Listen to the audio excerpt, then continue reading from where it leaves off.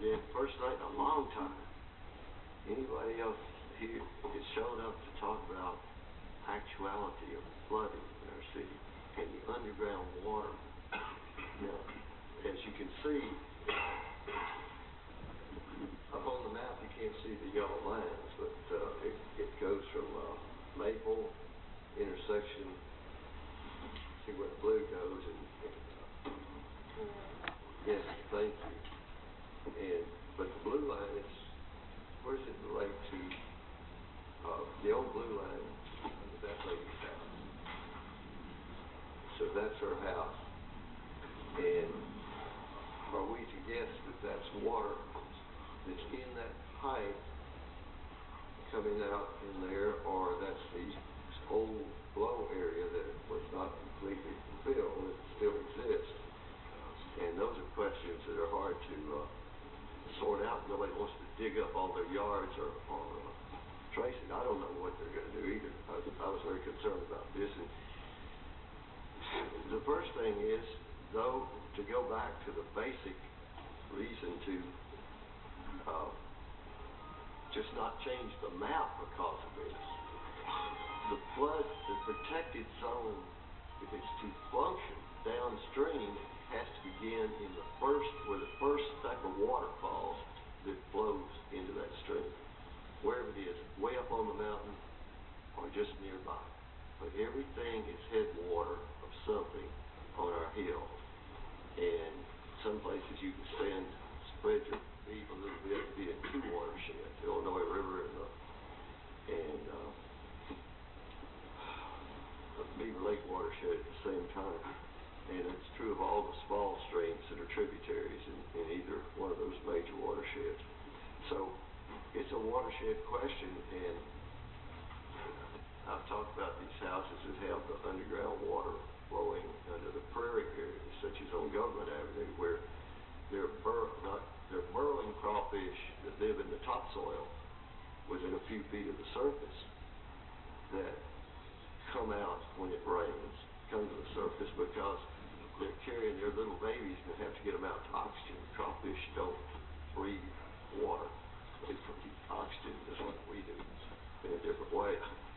And then in the underground systems that you find because of the karst geology we have, which runs across in many different angles through our city, the one on Government Avenue particularly, that cemetery would like to acquire quite more of that, and they just most recently have been able to acquire parcels in the floodplain, in the over karst geology for the cemetery, and have to take that back to the sale barn property, which had a lot of high ground that matched the cemetery, went to apartments because we didn't have enough public pressure to stop that the second time it came through. And so the underground water that's actually there, not related to the karst, is there with these white or almost clear bodied crawfish that have smaller pinchers than the ones that burrow. And I've actually been down into a basement of a house that now is burned and told you guys about it before, that those crawfish are there. Something similar is going on even on these hillsides where this is.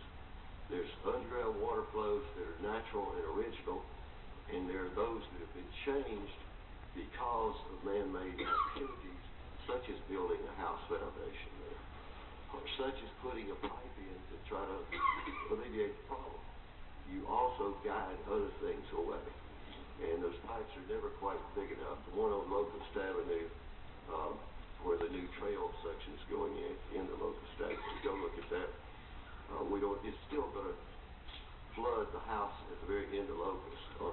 It's between the two streams, between Tanglewood and Spout Spring Branch, and adjacent to Walker Park.